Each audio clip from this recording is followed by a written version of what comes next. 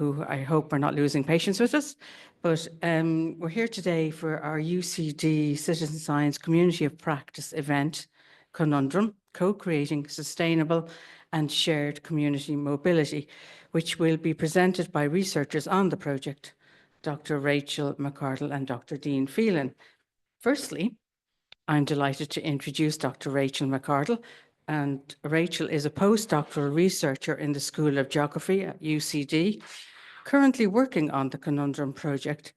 And Conundrum brings together two dimensions of our research. These are working with communities for research and teaching, and sustainable, just approaches to achieving climate goals. Previously, Rachel has been a lecturer at UCG and Maynooth University and a postdoctoral researcher working with Threshold. Her interests include sustainability, communities, climate justice, energy poverty, and housing. I'm equally delighted to introduce Dr. Dean Phelan. Dean is a feminist political geographer currently working as a research social scientist and lecturer in the School of Geography here in UCD, where he primarily teaches urban geography courses and also currently works on the Conundrum project. Previously, he held roles in Maynooth University, UCG and Trinity College Dublin. Dean's research is primarily concerned with three key areas: the just transitions of urban systems, geographies of food, and thirdly, geopolitics, nationalism, and minoritization. At the centre of these research interests is a commitment to working collaboratively with marginalised groups such as ethnic minorities, migrants, and economically disadvantaged communities towards socially and environmentally just futures. Let's give them a warm welcome. So now I'll hand over the microphone to Rachel, who will start today's presentation. Thanks, Rachel. Thank you. Thanks so much, and thanks very much to Jane for organising and to the library for hosting us. We're delighted to be here today to be able to speak about the Conundrum project. We've been working on this for over a year now, so it's a great time to start chatting about some of our outcomes and outputs as we keep working on the project. So thank you for having us and for attending. It's great to see. I know it's early.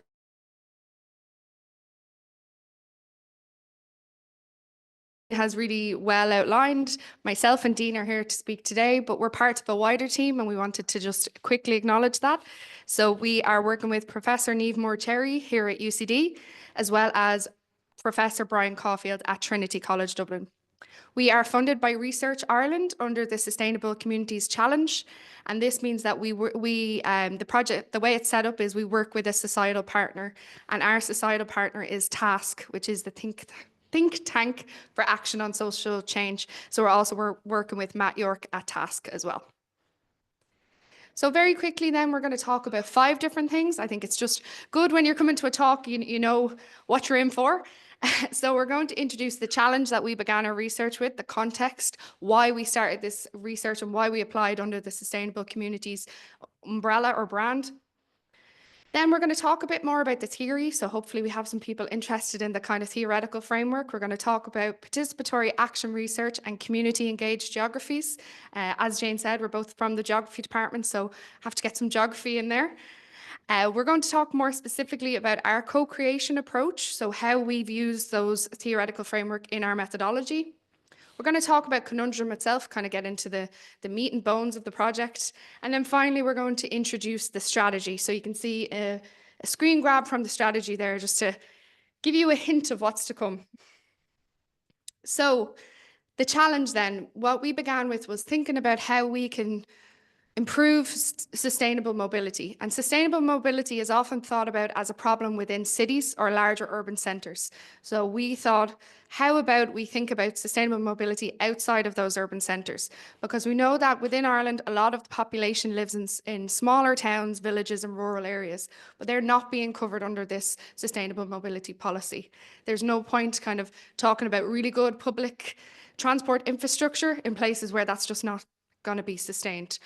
Also, what we found is there's a gap between this private electric mobility and people being able to afford that. So there's either public transport is pushed or electric vehicles are pushed. And there's a lot of communities being lost within that who either can't afford those electric vehicles or don't live in a place that they can have access to public transport. So we're trying to access those people in the gap.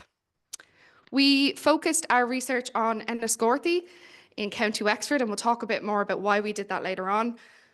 But it is an example of a small to medium town in Ireland, and there is a large part of the population is transport poor because they don't have access to this public transport or electric vehicles, but they are car dependent. So we were trying to think about how do we come at this problem a bit differently. We also wanted to think about how do we shift behaviour, because when we're talking about policy and laws and everything the government and policymakers put into place, people have to accept that and change that. And until we talk to the people about how to do that, that will never be successful. So we're trying to think, what's the connection between the broader policy and how it's played out on the ground? So traditional approaches to planning in Irish towns often excludes these local communities and businesses, and that's what we're trying to address. How can we talk to local communities and stakeholders, and how can we acknowledge the fact that those people experiencing difficulties with mobility are going to be the ones that are best placed to say how we can fix it? How can we work with them to create policy that is going to work better? What we find with traditional approaches to planning is that these solutions can often be controversial, ineffective, poorly implemented. So this is what's known as the implementation gap, where policy is being applied and it's not being accepted, or it's lacking this wider acceptability. So according to the International Transport Forum, locations outside major urban centres require a different approach. So internationally, there's this acknowledgement that we need to think differently when we're talking about smaller centres. We need to think differently about how we approach them and not do this top-down planning process. So we tried to think about what processes of governance can we adapt and adopt to be able to address this challenge. And we came up with this idea of, well, we didn't come up with, we're using this idea of participatory action research and community engaged geographies. So as this is, within the UCD citizen science community, you're probably aware of some of these terms to some degree, but very quickly, participatory action research in particular is a way of an ethos, a way of working, a mode of inquiry rather than a methodology, although it kind of inspires methodologies. And the main thing about participatory action research is that those most affected by an issue with lived experiences are the ones best placed to say how to fix it. And it's valuing that experience rather than going in with a top-down approach. And as Kin Basie Hill says here, it's working with rather than on communities. Lund also has highlighted the fact that this using a PAR methodology or a PAR approach allows you to think about more creative and inclusive forms of research.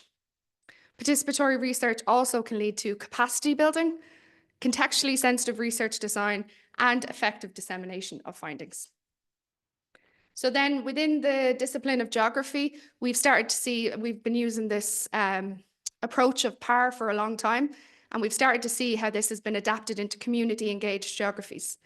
And this community engaged geographies, as I said, is it's a research methodology that recognizes that research must be mutually beneficial, that it can no longer be one way of the academic institutions going out doing research and coming back, that we need to be giving something back to communities and working with them rather than it being singular process. And we see this as really important to think about these subjects as co-investigators and co-authors rather than our participants.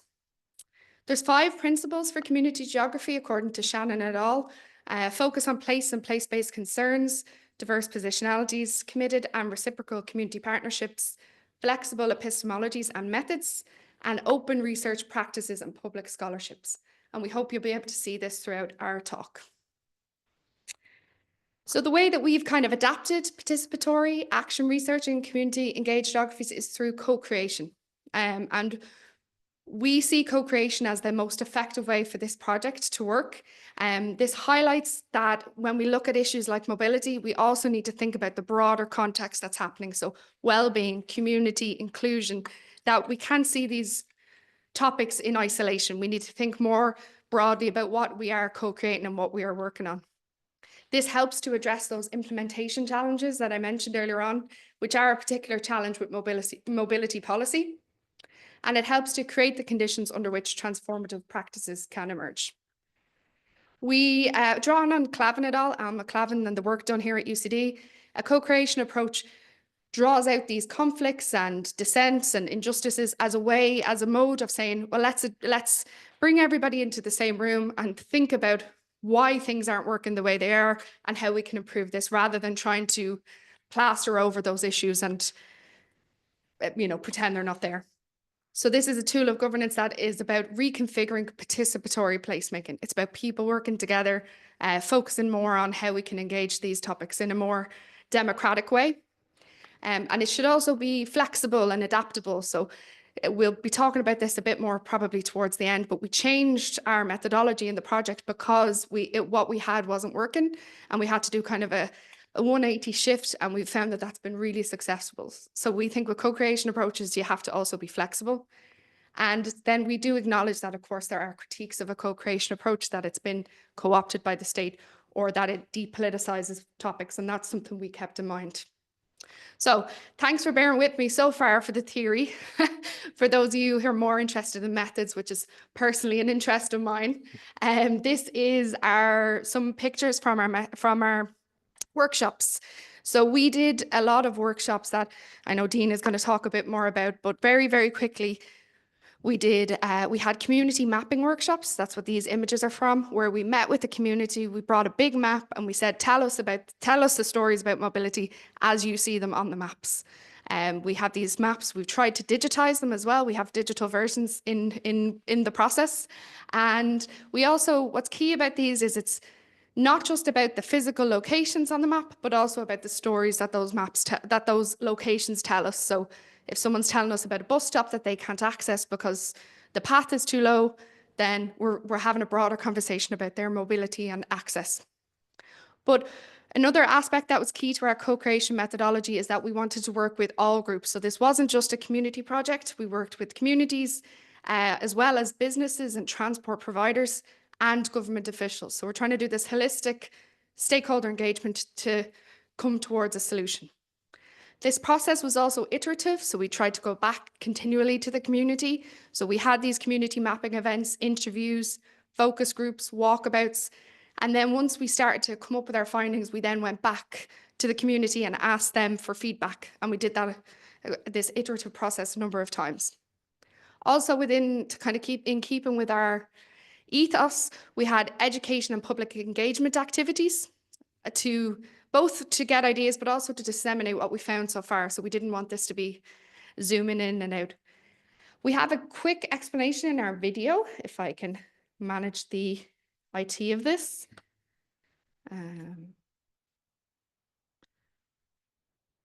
Screen share.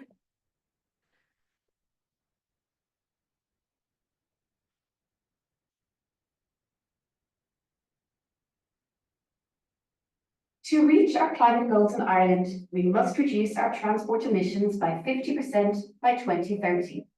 How we achieve this in our small and medium-sized towns and villages is a particular challenge. Our team in the Research Ireland funded project Conundrum is seeking to reimagine how we examine transport and mobility outside of our major metropolitan areas. Our team of geographers, transport planners, engineers, and data scientists are examining transport challenges and identifying opportunities from the ground up. By working with local communities, we are listening to their local knowledge and building that lived experience into proposed solutions. We are using a co-creation approach to develop a community-led mobility strategy that addresses a wide and diverse set of needs. The strategy focuses on identifying current assets, barriers to sustainable transport choices, and identifies innovative and citizen-centric actions for change. Enniscorthy in County Wexford is the test bed for our approach, and we've been engaging with a large range of stakeholders at local, regional, and national level. The transport issues in Enniscorthy are not unique. Conundrum both delivers proposed solutions, but also develops a framework for engagement and decision-making that could be used in many similar towns across Ireland and beyond. So some of you might recognise the voice there, it's Niamh Moore Cherry. So let me go back here. So the NATO enlargement, as you know, started in 1999 with Hungary, Poland, and the Czech Republic. And Russia was extremely unhappy about it. We were doing too well with the tech, weren't we? Apologies, let's. Perfect. Preview again.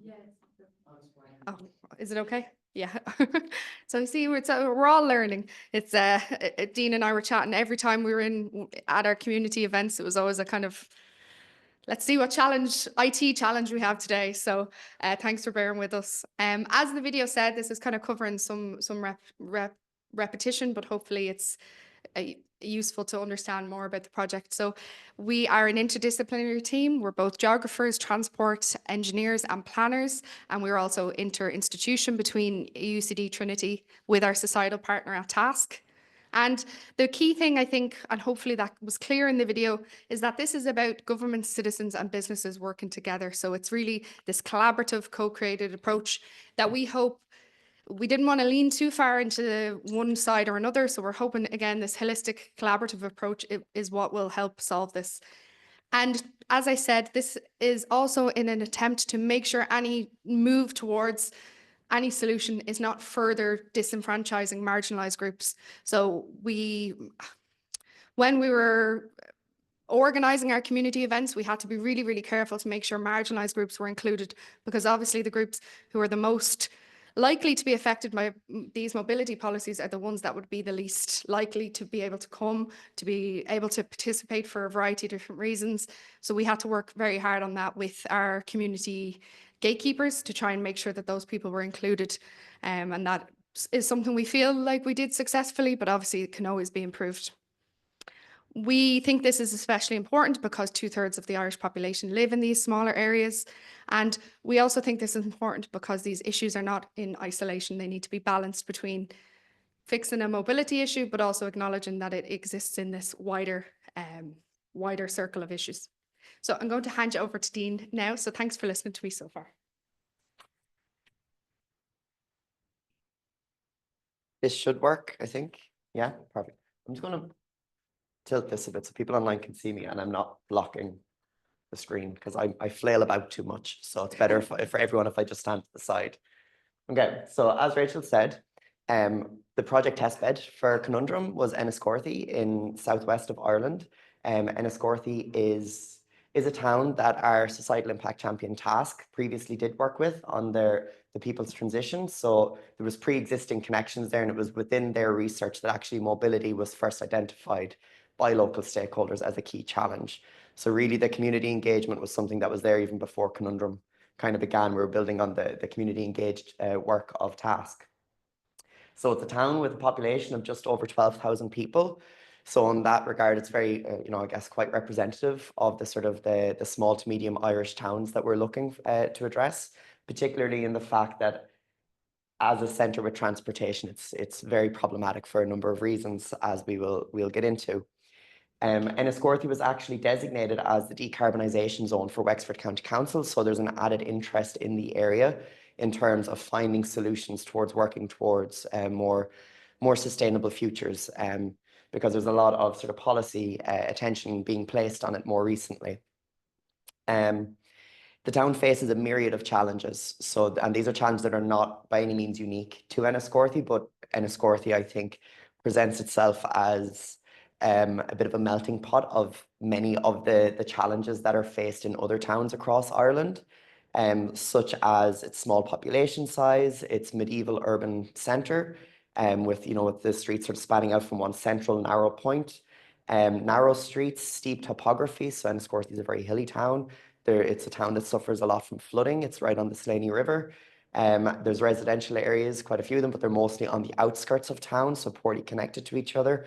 And there's high levels of social deprivation. So again, these are all challenges that can be found in many other Irish towns in different sort of combinations, but Enniscorthy has quite a few of them together. And the argument being that actually by rethinking how we do planning in relation to transportation in Enniscorthy, it can act it can provide us an approach and a framework that can be used in addressing similar challenges in other Irish towns, so the other towns that face similar ones. So to build very briefly on what Rachel was saying, again, our approach is very much grounded in co-creation and dialogue. So dialogue is a really key word there, as in, you know, our approach to co-creation emphasizes the need for continued engagement with communities and with stakeholders. So it's not just sort of that helicoptering in approach where you fly in, you extract some answers and then you leave. But actually there's a need for dialogue. There's a need for going back to the community and for that feedback loop. So it's an iterative process. Again, we tried to engage with as diverse a group of stakeholders as we could. So really it was open to everyone. We put up posters about it in the town. We disseminated through social media, but also local news channels. So like the Slaney News, for example, and the Enniscorthy Guardian, but also even parish newsletters in the town. So really trying to just put the word out there with email details, being like, we're keen to talk to you. Again, engagement across all stages of the research. So this project's a bit unique in that actually this engagement was happening before the project was even a project. You know, it came from the People's Transition work.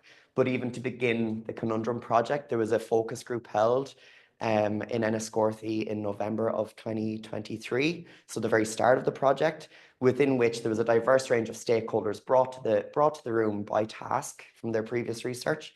And people were asked, okay, well, actually, what are the challenges that you see?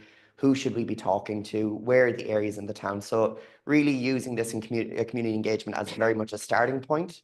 And we continue to do it not just through our workshops and our data collection, but even in terms of running feedback workshops. So before we launched the strategy here that we launched back in November, so the community-led mobility strategy, we brought our findings and our analysis back to communities in public workshops in different parts of the town to enhance accessibility, and basically said, this is what we did, here's what we're finding, here's how we're kind of interpreting it, and here's what we think needs to be done. Did we get it right, you know? And importantly, we did those feedback workshops through rather than just me standing up and presenting, here's all our findings, is it right? Actually, again, engaging people in activities of identifying challenges at the start.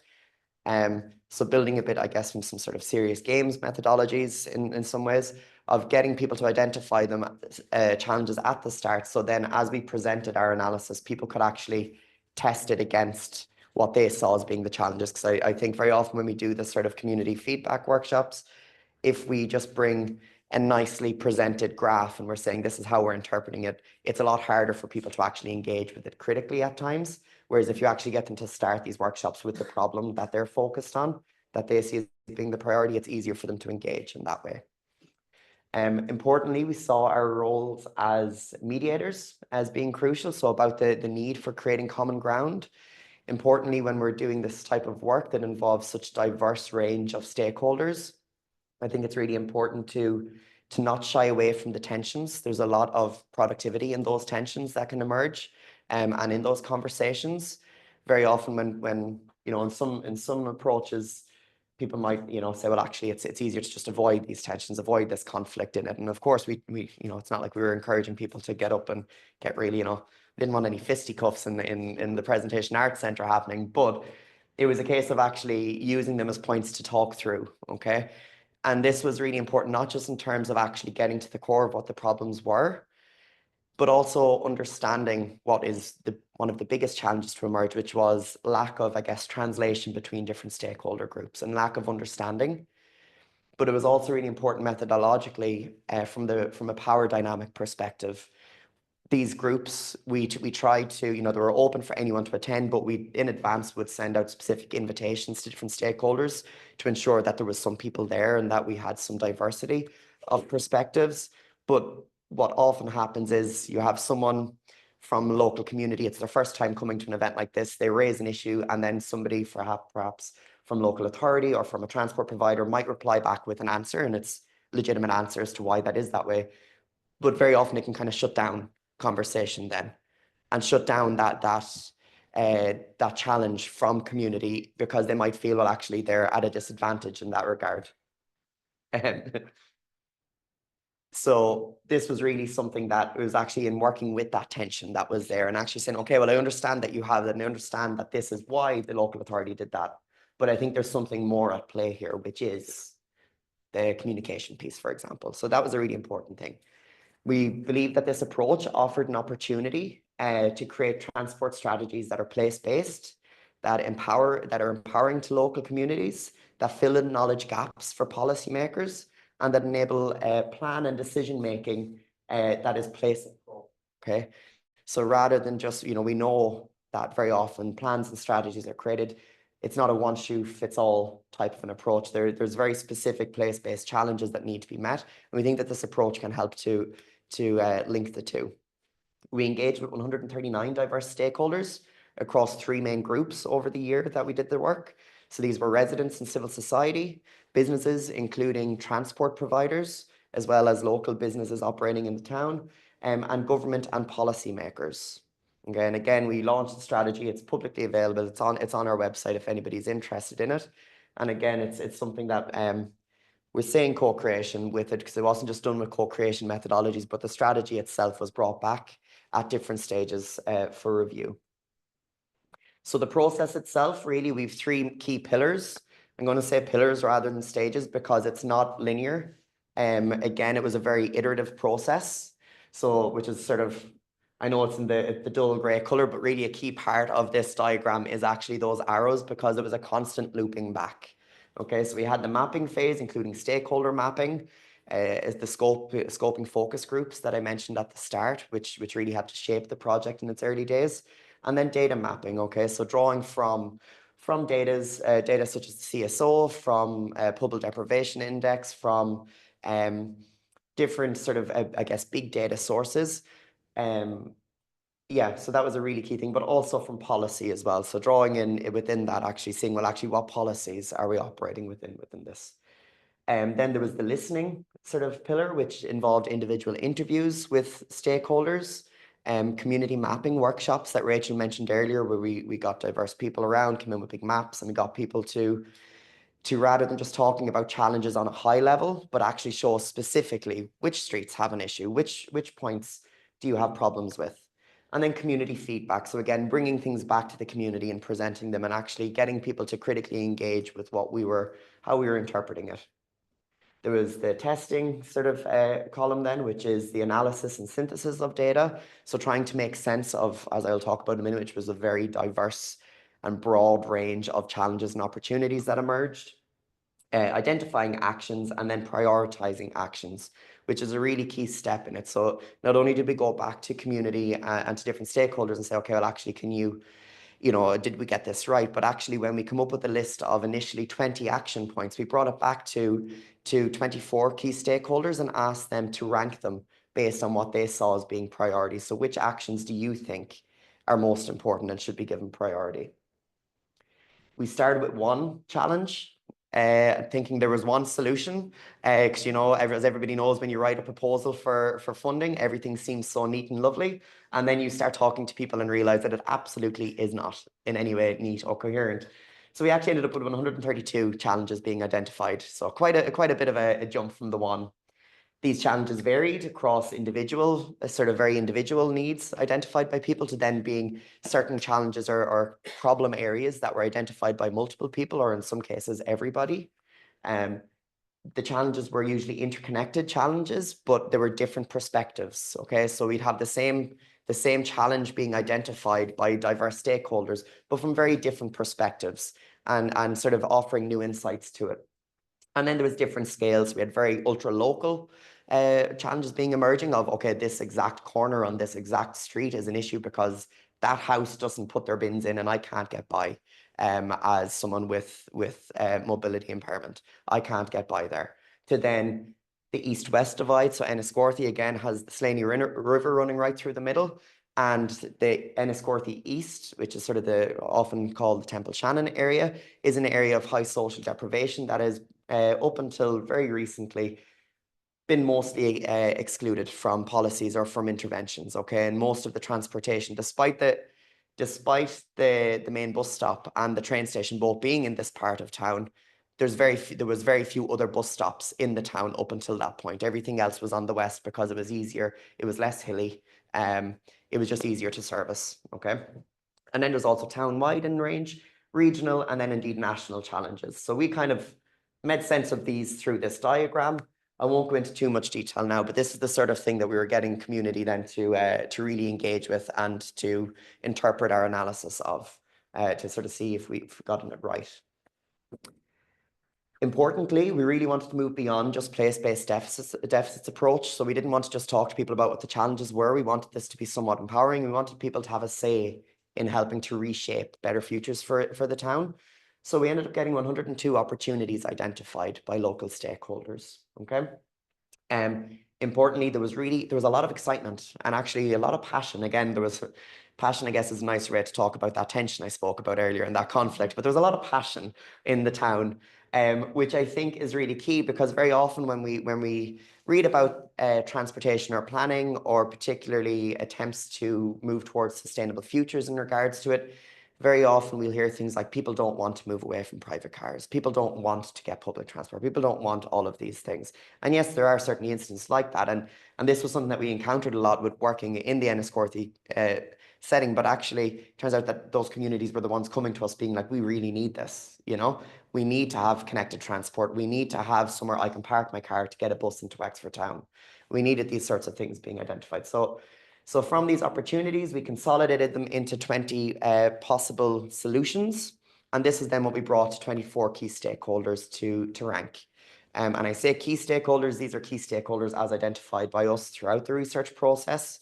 They're mostly people who were involved throughout several stages of the year's worth of research with us. And they represented a range of groups. So not just local authority and policymakers, but also transport providers, representatives of local business, and then different community groups, residential groups, residents themselves, members of a group called Delightful Dollies, which has about 60 to 70 women attended weekly, women who are of an older age, so they experience a very particular type of mobility issue. So we had these sorts of diverse representatives then ranking them.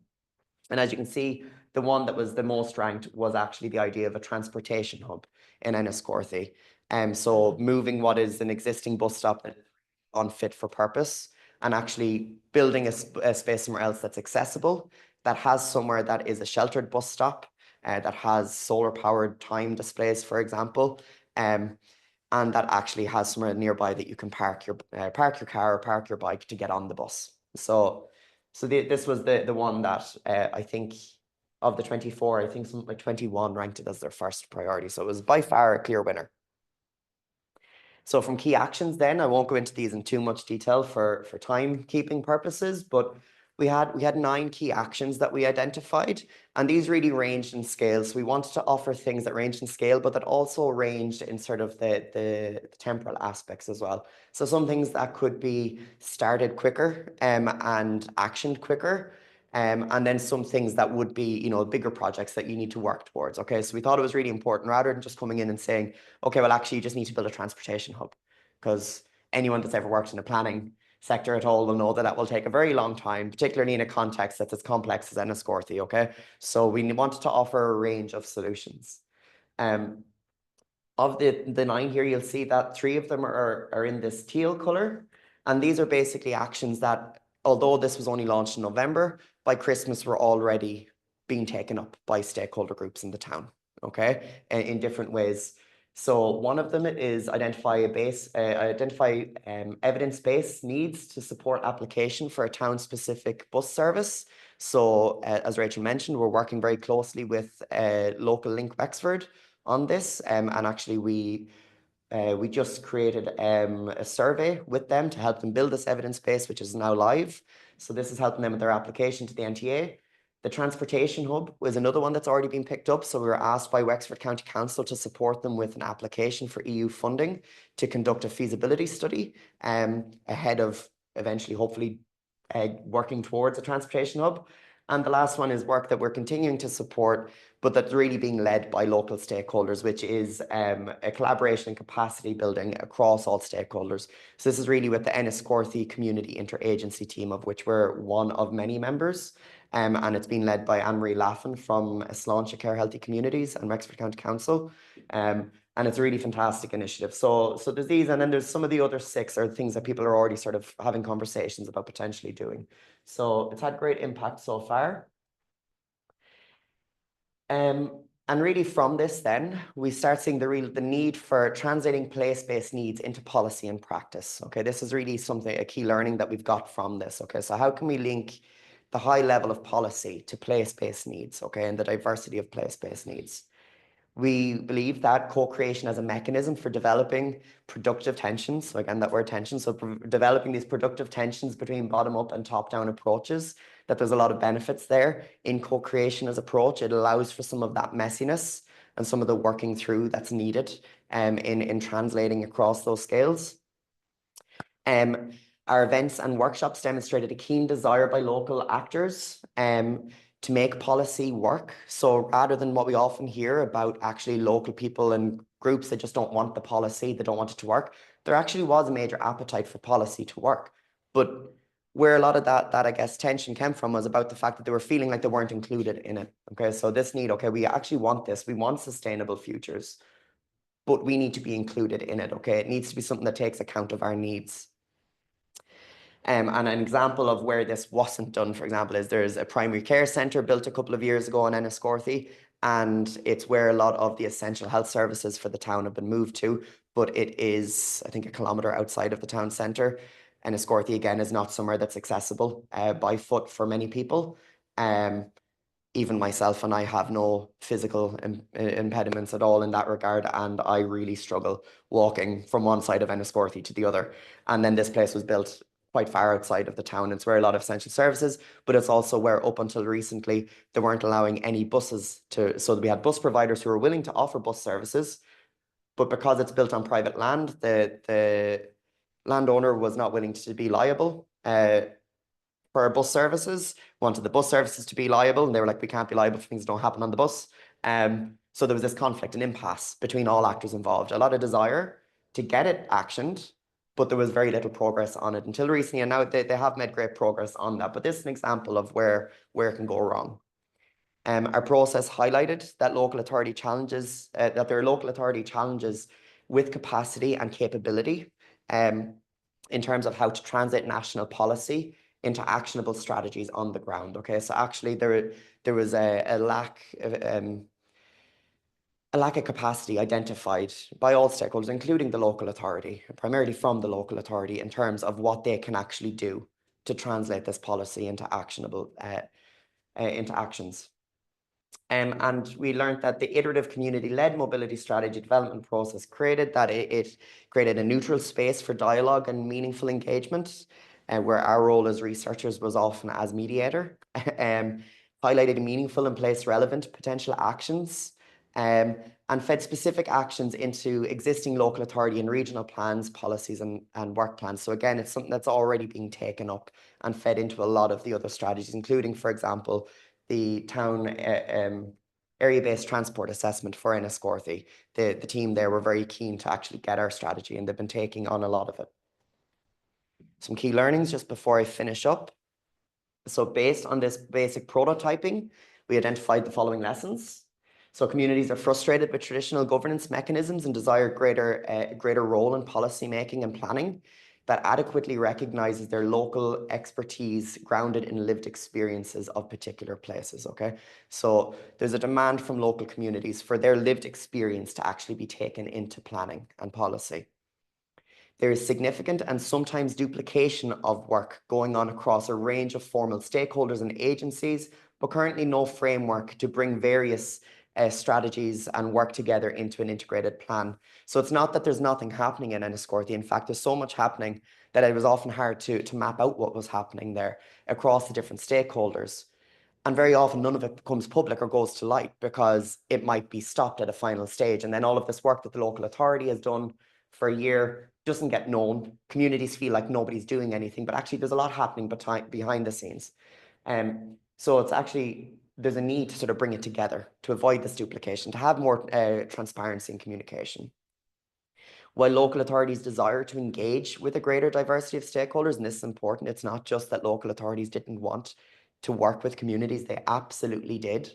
And they absolutely really saw the benefit. And in fact, Wexford Local Authority were probably our biggest advocates throughout this research process. But they do not currently have the tools or capacity to do so. So they don't have the resources to do this in-depth work, or very often they identified a lack of skills within their teams. So who would do that? I don't have the training to do that. I'm a transport engineer. That's not my area. I wouldn't know how to do those things. Okay, so actually there's a need there because there's a demand, but there's none of that skills. There's a gap there. And there's a need to enhance the skill set and capacity within public and private sector organizations tasked with transport and mobility planning. And it's important here, public and private, because again, in relation to transport provision, it's not always public bodies that are doing the planning. And to engage effectively communities and deliver meaningful exchange. So as the last slide then, a new process of governance grounded in iterative co-creation activity that can support just mobility transitions to simultaneously meet the needs of local and national policy goals is possible. So there is ways to do this. Our research has enabled us to test the feasibility of this co-creation based community-led strategy making process. And we believe that actually it can help us to address national and regional policy goals in the 49 other similarly sized towns in Ireland, and indeed beyond that as well. Our engagement has demonstrated that there's a need to empower communities through engagement and build buy-in for change through new approaches. So by including communities in the planning and in identifying problems and how we're going to address them, we perhaps have a greater chance for changing behaviours. But also there's a need to address the lack of capacity and capability within local authorities to identify these relevant knowledges. And our project has ultimately shown how, in the context of super complexity and challenging policy implementation environments, new actor constellations, modes of learning, and forms of engagement that bring bottom-up and top-down traditional processes are required.